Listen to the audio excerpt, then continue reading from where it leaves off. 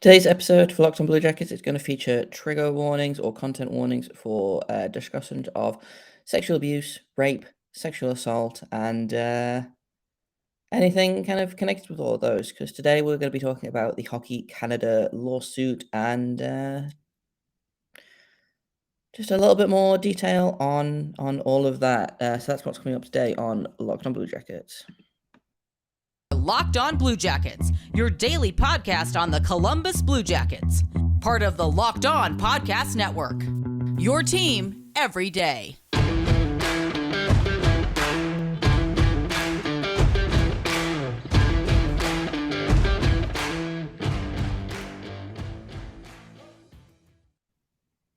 Hello and welcome to Locked On Blue Jackets. We're part of the Locked On Podcast Network, your team every day. I am, as always, your host, Jay Foster. Normally here to bring you the stories, the news, the good, the bad, etc., about the Blue Jackets. But today, we're going to talk about something a little bit different. Before we get started, I do want to thank everyone for making this your first listen of the day. Locked On Blue Jackets is free and available on all podcast platforms and on YouTube, if that takes your fancy. But on a more serious note, I wanted to talk about the Hockey Canada lawsuit. Once again, I mentioned this at the top of the show. Trigger warnings and content warnings for sexual assault, rape, sexual abuse, and all things kind of connected with those things. We're going to be talking about the Hockey Canada lawsuit, where allegedly 8 members of the gold medal winning team in 2018 took a woman to a hotel room and assaulted her for several hours. So it's going to be a bit of a heavy show, but it's one that I wanted to talk about because there was a lot of stuff flying around on Twitter last night, on various news websites, and I've kind of been following the case-ish as it came out a few weeks ago, like to the public that this has even happened, because Hockey Canada apparently just tried to make it go away, and it hasn't worked. So, this happened in 2018. We'll start there. This was in June of 2018, so it's been 4 years since this happened, and it's just kind of coming out now. Like I said, 8 members of the country's 2018 World Junior Hockey Team at a gala event in June of that year. She claims she was repeatedly assaulted while intoxicated in a London, Ontario hotel room after an event. She was seeking money and damages from Hockey Canada, the CHL, and the unnamed players. And now there's kind of an investigation going on about all this, which is fine, is good. Well, it's not good, it's bad that the investigation has to take place. But the fact that there is an investigation is pretty good. However, a couple of things. The people at Hockey Canada are not requiring all of the players to take part in this investigation. They are recommending that they could take part in this investigation, but they're not saying you have to do this. And that's kind of problem one, because they could just be like, well, no, I don't want to cooperate, and not have to give a reason or anything. And they could just not cooperate. And that seems bad. Another thing that is not great is the fact that they just kind of settled. I think 3 weeks after they were made aware, they settled. They didn't know who any of the players were. They didn't know anything about the case. They just saw this coming in and were like, right, we'll settle. So they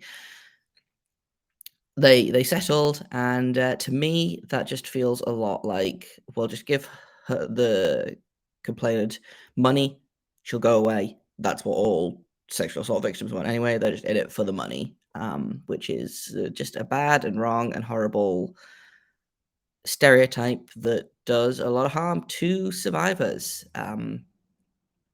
So we're gonna talk a little bit more about, and so I want to talk about the reasons why I wanted to talk about this, and that's partially because I think it's important to cover this kind of story. I think it's important to acknowledge that this is happening.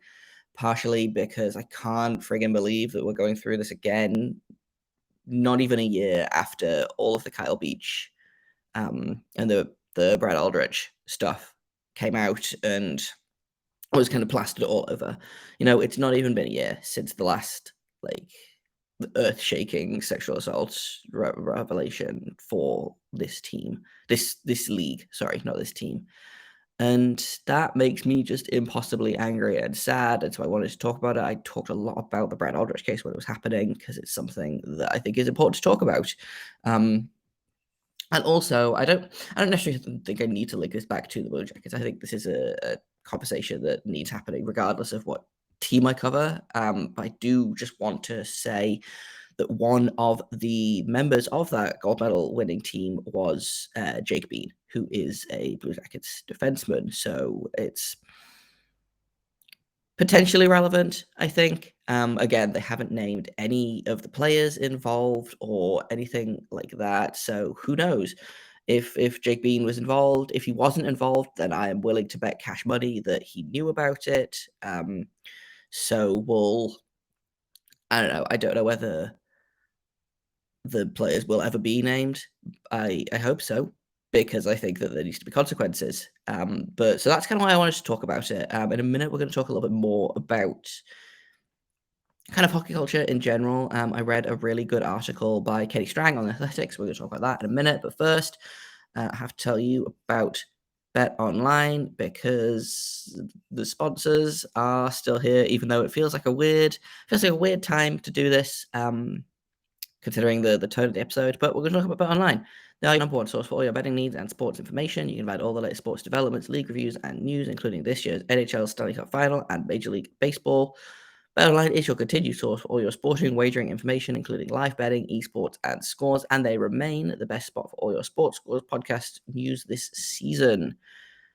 BetOnline is the fastest and easiest way to check in on all your favorite sports and events, including MMA, boxing, and golf. There's a big golf thing happening at the minute in the US, I believe. So if you're into golf and you want to make some money, then maybe put a couple of little bets on and do that at betonline.net. Head to the website today. Once again, that is betonline.net, or use your mobile device to learn more about the trends and action, because BetOnline is where the game starts. So I want to talk a little bit about an article that I saw from Katie Strang, which was a fantastic article that came out yesterday that I think has taken a while to pull together, and it's really phenomenal working. It's really phenomenal work. The title is "We Haven't Learned a Damn Thing: Sexual Violence is Embedded in Junior Hockey Culture." It's by Ian Mendes, Dan Robson, and Katie Strang. It's just a really good article, honestly, and it talks to a lot of survivors of abuse. It talks to Sheldon Kennedy, who obviously was assaulted by his coach back in the early 90s, I believe it was. It's been a while, which I guess shows you just how insidious this kind of thing is. And it talks a lot about how this happens and how this keeps happening and how it's going to keep happening because nothing is changing at any of the levels in this sport. And it mentions a very long list of times this has happened before in 1989, in all the way up to 2000. It's been happening in junior hockey for years and years and years. There was a lawsuit that came out a few years ago by former players that talks about how they were assaulted and hazed and abused by other players, where they were rookies. The Logan Mailloux situation with the Habs has clearly, in fairness, the new Habs GM is dealing with it in a very good and sensible way and a very respectful way. He's evaluating him as a player and a person, not giving him a contract yet, which is great. I highly respect whether Kent Hughes is doing that. But it's unending, and this is just another example. And something, so I tweeted about this last night, and I couldn't get over this as a thing. So last night, Hockey Canada executives and, sorry, let me just pull the thing back up. Hockey Canada executives were at a hearing about this lawsuit. It was Hockey Canada CEO Tom Rennie and Hockey Canada President Scott Smythe among them, as Canadian parliamentarians kind of asked them a bunch of questions about it. And one of the questions, and this was not the one that made me the angriest, but this was the one that kind of just hit me. And they were like, well, how many times has this happened before? And they said, I believe it was Scott Smythe that said, one or two every year for the past 6 years. They've probably had reports of sexual abuse allegations about one of their players, one of their coaches, one of their employees. And so I kind of thought about that, and it doesn't, like, one is too many. But when you're like, okay, one or two over the years, when you look at like general rape and sexual assault statistics, that feels kind of pretty in line. And then I thought about it and I realized only a third of rapes get reported, which means that of the that's a maximum of 12, 5 or 6 years, one or two every year for the past 5 or 6 years. That's anywhere between 5 and 12 if you do the math. If you go for the upper end, because honestly I'm inclined to, there are still 24 that we don't know about, and that's 36 over the past 6 years. That is 6 allegations a year from this one corner of hockey culture, from this one organization of Hockey Canada. And like, those numbers really kind of hit me. And like, there's a lot of other things that I want to talk about, but I wanted to bring that up because, like, if you're not angry about those numbers, like, you should be. I was actually going to record this podcast. I was going to record this podcast last night after the hearing finished, and I didn't do that because I was just too angry. I couldn't. I actually started recording and was like, no, I'm too angry to make any kind of sense here. So I slept on it. It is 10 a.m. where I am. It is 5 a.m. Eastern Standard Time. I'm still angry, but I am angry enough to, I think, make more sense than I was last night. There was a bunch of other really bad answers to, I think, really sensible questions. And I do want to give like a commendation to Canadian MPs for really grilling them about this and really going after them for this, because I was not super enthused by this whole thing. I assumed there would be a couple of perfunctory questions and then they'd be like, well, you did all you can. Good job. We'll see you when the next one happens. And they didn't do that. There was a Quebecois MP, Sebastien Lemire, suggested that Hockey Canada play without its logo for a year. So people will think about this issue culture in Hockey Canada and the responsibility that you have. And this is the kicker. I believe that Hockey Canada is John Doe 9 in this case. So obviously he's saying that John Doe 9, so saying that Hockey Canada is the ninth guilty member of this sexual assault. And that just, I was amazed that someone said something like that. There was another really good quote. Where is it? Conservative, and this shocked me as well. Conservative MP John Nater said, "No one's been held accountable. No one lost the privilege of wearing the maple leaf on their jersey. I have heard zero tolerance mentioned today, and that's true. Hockey Canada talked about how they have a zero tolerance for this, but they also talked about how, you know, they didn't have a code of conduct for off-ice stuff. They didn't have a code of conduct about drinking, because obviously if they were all drunk, then that makes it better.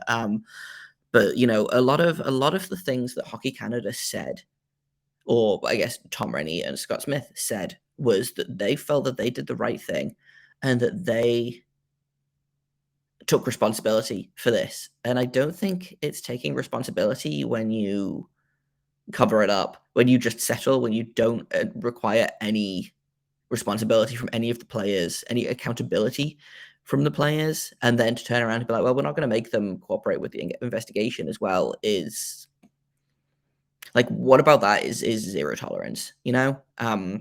Just to continue, finish off Nader's quote. If there's truly a zero tolerance situation, every single player who was in London that weekend should have been mandated to participate in that review or lose the opportunity and privilege of being associated with Hockey Canada. And like, that's that is a strong, strong statement from someone I wasn't expecting to give a strong statement. And he's absolutely right, is the thing. And I don't think it's going to happen. I think, well, I don't even know if those names are gonna come out. I know at least one of them is playing in the Stanley Cup final right now. Cale Makar was on that team. He's playing for the Avalanche right now. He's in conversation for the Conn Smythe. Obviously, the NHL and Hockey Canada are separate entities, but you can absolutely guarantee the next chance he has to wear the maple leaf, he'll be there. He's one of the best Canadian defensemen in the world. Like he's one of the best defensemen in Canada. You can absolutely guarantee whether he was there or not, whether he was involved or not, whether he knew anything or not. By not requiring him to participate with the investigation, by not requiring any accountability, he's going to wear the maple leaf again. I do know, in terms of full kind of disclosure, I guess, he has said that he's cooperated fully with the investigation. He has come out and said publicly, I didn't have anything to do with it. I didn't know anything about it. Which does feel kind of, I guess, I feel like his lawyer would not have said, yeah, don't say you weren't involved if it was going to come out that he was, So I do feel like, yeah, maybe he wasn't involved. I do think he knew about it because I feel like everyone on that team knew about it, and all of their teammates, when they went back to their regular teams, would have known about it because that's kind of how hockey culture works. So guys playing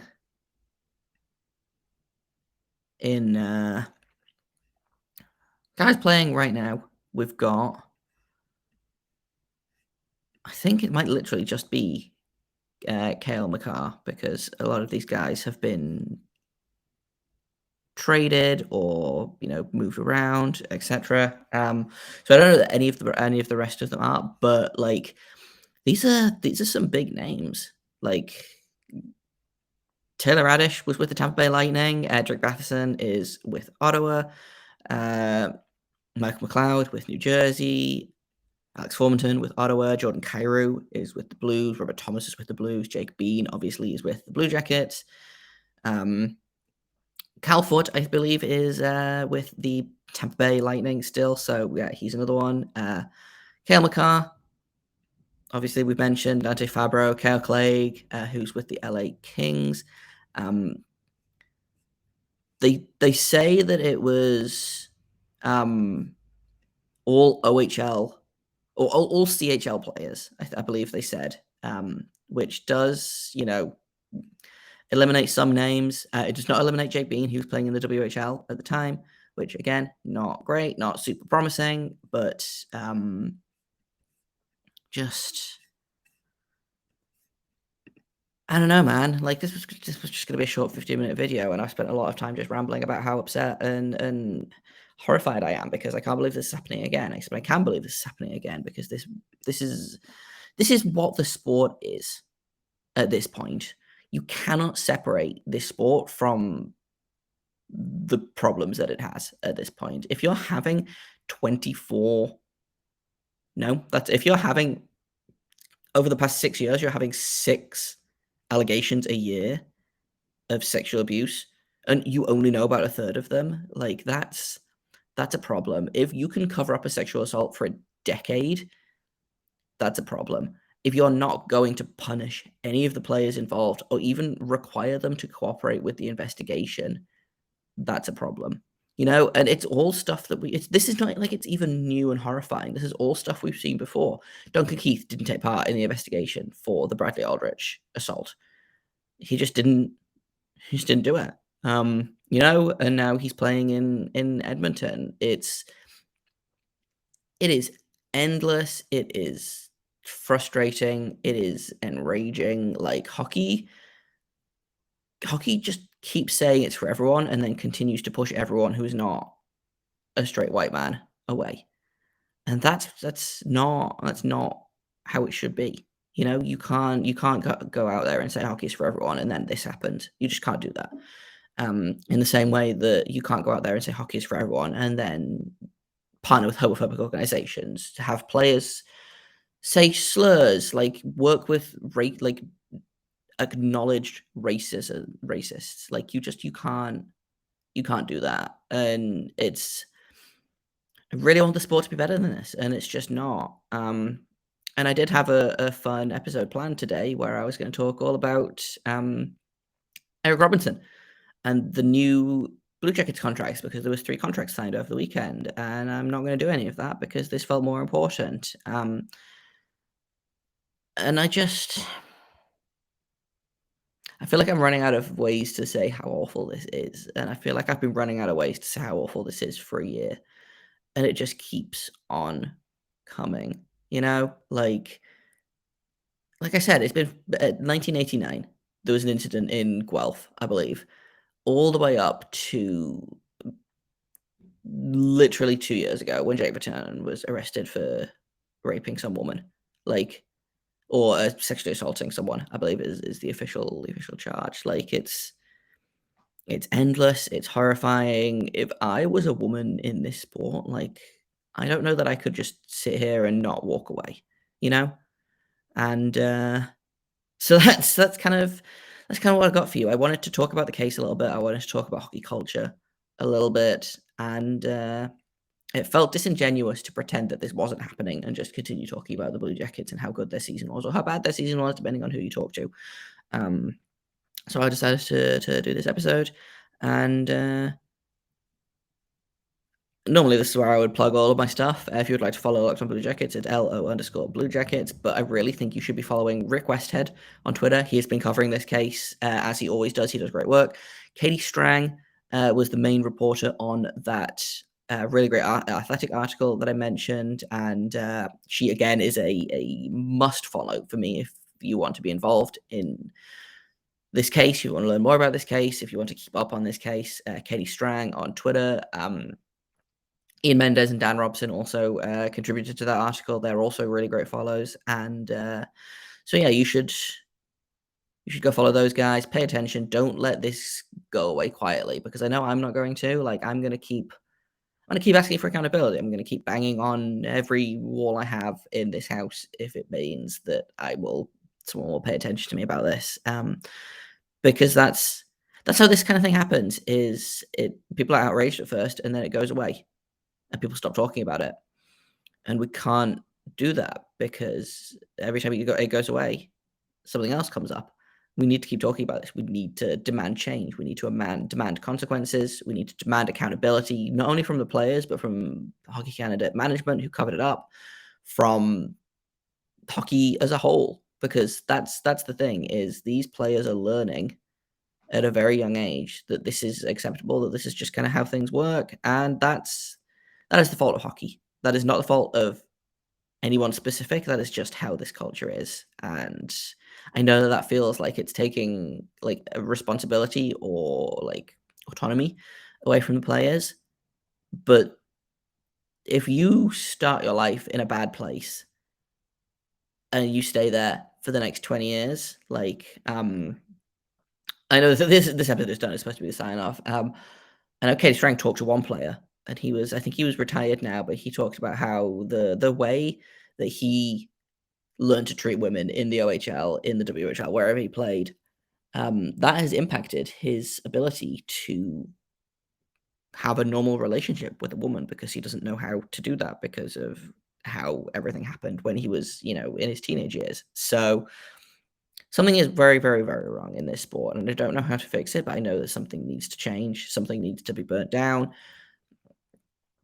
I don't know what it is, but something needs to be done. Some kind of accountability needs to be done, and that's that's it for this episode of Locked on Blue Jackets. Tomorrow we're going to be talking about Eric Robinson, unless more of this case comes out, in which case we'll probably talk a little bit more about this. Look after yourselves. Stay safe. Stay locked on if you can bear it. I know I will, but I kind of have to, so I will not fault you for stepping away and looking after yourself in a very exhausting time to be a hockey fan.